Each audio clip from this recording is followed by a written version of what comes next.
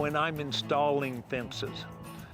I can burn a lot of time trying to get the top of the gate perfect for looks, because if you got two gates coming together, you don't want one of them 2 inches higher than the other one. You want them to come together so that they're smooth across the top. The standard hinge program that's out there, every time I need to make an adjustment, I got to take the gate off so that I can turn that hinge.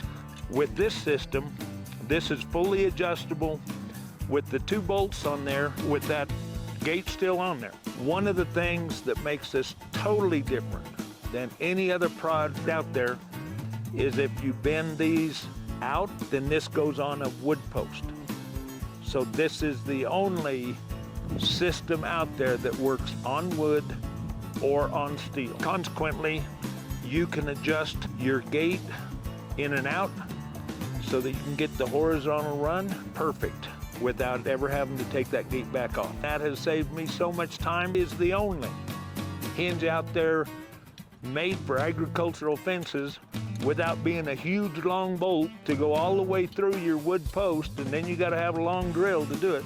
These same hinges are what we're going to use on this wood fence, because all we got to do is bend these out, and they're notched to make that easier.